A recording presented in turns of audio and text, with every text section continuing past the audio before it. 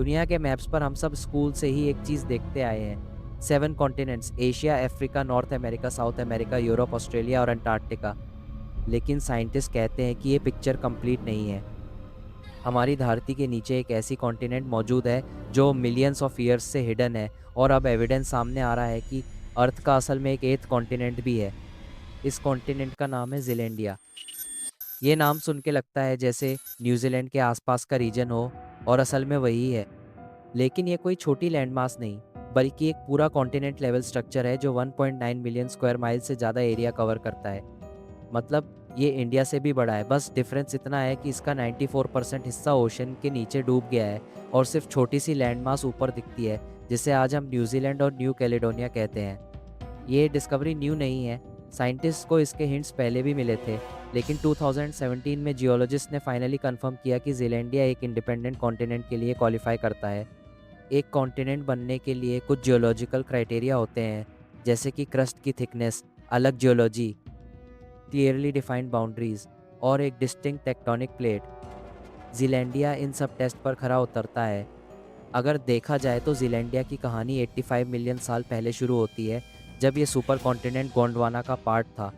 उस वक्त Australia, Antarctica, Africa, south America और इंडिया सब एक ही सुपर लैंडमास का हिस्सा थे। लेकिन टेक्टोनिक फोर्सेस की वजह से गोंडवाना टूटना शुरू हुआ और ज़ीलैंडिया धीरे धीरे अलग होते होते पैसिफिक ओशन के नीचे डूब गया। सबसे फैसिनेटिंग बात यह है कि ज़ीलैंडिया के सिर्फ 6% एरिया को हम देखते हैं, जिसमें न्यूजीलैंड की नॉर्थ और साउथ आइलैंड्स आती हैं। मतलब न्यूजीलैंड असल में एक कॉन्टिनेंट की टिप है जो पानी के ऊपर निकल आई है, बाकी सब हिस्सा समुंदर के नीचे छुप गया है। इसलिए इसे हिडन कॉन्टिनेंट या अर्थ्स लॉस्ट कॉन्टिनेंट भी कहा जाता है। साइंटिस्ट ने ज़ीलैंडिया का प्रूफ ढूंढने के लिए ओशन ड्रिलिंग की, रॉक सैंपल्स निकाले और सीबेड मैपिंग की। इन रिसर्च से पता चला कि इसकी क्रस्ट ओशियनिक क्रस्ट से ज़्यादा थिक है और ये क्लियरली एक कॉन्टिनेंटल क्रस्ट का पार्ट है। मतलब इसके नीचे वही स्ट्रॉन्ग ग्रेनाइट और मेटामॉर्फिक रॉक्स हैं जो और कॉन्टिनेंट्स के नीचे होते हैं, जो इस थ्योरी को और मजबूत बनाता है।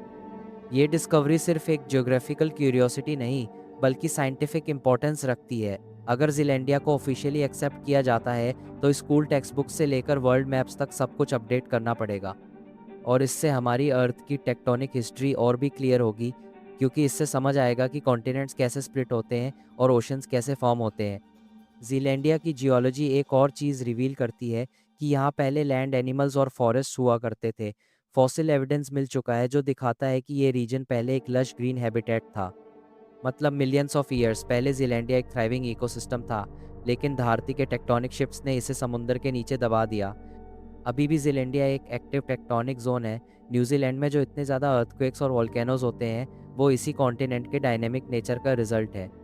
ये region Pacific ring of fire का हिस्सा है, जो दुनिया के सबसे ज़्यादा एक्टिव साइज्मिक जोन्स में आता है।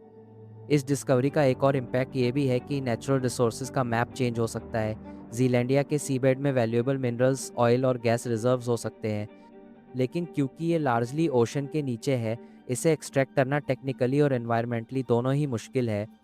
पब्लिक के लिए ये एक माइंड ब्लोइंग बात है। हमने हमेशा सुना था कि अर्थ के 7 कॉन्टिनेंट्स होते हैं, लेकिन रियलिटी में हम 8 कॉन्टिनेंट को इग्नोर करते आए हैं। ये फैक्ट ही अपनी जगह एक क्यूरियोसिटी क्रिएट करता है और दिखाता है कि हमारी धरती के बारे में अभी भी कितना कुछ छुपा हुआ है जो हमें डिस्कवर करना बाकी है। ज़ीलैंडिया एक रिमाइंडर है कि अर्थ एक डायनेमिक प्लैनेट है जो हमेशा बदल रहा है। जो चीज़ अभी हिडन है वो कल एक्सपोज हो सकती है, और जो लैंड मास आज विजिबल है वो कल समुद्र में छुप सकता है। ये डिस्कवरी सिर्फ ज्योग्राफी का एक चैप्टर नहीं, बल्कि हमारी प्लेनेट की कहानी का एक मिसिंग पीस है जो अब फाइनली सामने आ रहा है। ज़ीलैंडिया की रिकॉग्निशन अभी भी पूरी तरह ऑफिशियल नहीं हुई है। यूनाइटेड नेशंस और वर्ल्ड गवर्नमेंट्स को इसे एक कॉन्टिनेंट के रूप में फॉर्मली एक्सेप्ट करना होगा, तभी स्कूल टेक्स्ट बुक्स और मैप्स बदलेंगे। लेकिन साइंटिफिक कम्युनिटी काफ़ी हद तक एग्री करती है कि ज़ीलैंडिया सभी क्राइटेरिया पर फिट बैठता है, बस फॉर्मेलिटी और इंटरनेशनल कंसेंसस की देरी है। इस डिस्कवरी के अगेंस्ट कुछ साइंटिस्ट ये आर्ग्यूमेंट देते हैं कि अगर एक कॉन्टिनेंट मोस्टली पानी के नीचे छुपा है तो क्या उसे अलग कॉन्टिनेंट माना चाहिए। वो कहते हैं कि ज़ीलैंडिया को एक माइक्रो कॉन्टिनेंट या लार्ज सबमर्ज्ड लैंडमास कहना बेटर होगा। लेकिन जो जियोलॉजिस्ट ज़ीलैंडिया का स्टडी करते हैं उनका कहना है कि जियोलॉजिकल और टेक्टोनिक बेसिस पे ये क्लियरली एक कॉन्टिनेंट है। ये डिबेट एक और बड़ी बात दिखाती है, साइंस हमेशा इवॉल्व होती है। जो चीज़ हम स्कूल में फैक्ट्स के रूप में सीखते हैं वो हमेशा के लिए फिक्स नहीं होती। नई डिस्कवरीज और रिसर्च हमेशा पुराने नॉलेज को चैलेंज करती हैं। जीलैंडिया के केस में भी 7 कॉन्टिनेंट्स का कॉन्सेप्ट शायद कल को आउटडेटेड हो जाए और हमें एक्सेप्ट करना पड़े कि अर्थ पर असल में 8 कॉन्टिनेंट्स हैं। आखिरी तौर पर जीलैंडिया एक फैसिनेटिंग रिमाइंडर है कि हमारी धरती के ओशंस के नीचे अभी भी बहुत सीक्रेट्स छुपे हुए हैं। सिर्फ 20% ओशन फ्लोर्स का प्रॉपर मैपिंग हुआ है और जीलैंडिया जैसी डिस्कवरीज दिखाती हैं कि फ्यूचर में और भी हिडन लैंड मासेस, रिसोर्सेज या इकोसिस्टम सामने आ सकते हैं। ये सिर्फ एक कॉन्टिनेंट की स्टोरी नहीं, बल्कि एक इनविटेशन है ह्यूमैनिटी के लिए कि ओशन के अंदर झांक कर अपनी प्लेनेट को और डीपली समझे।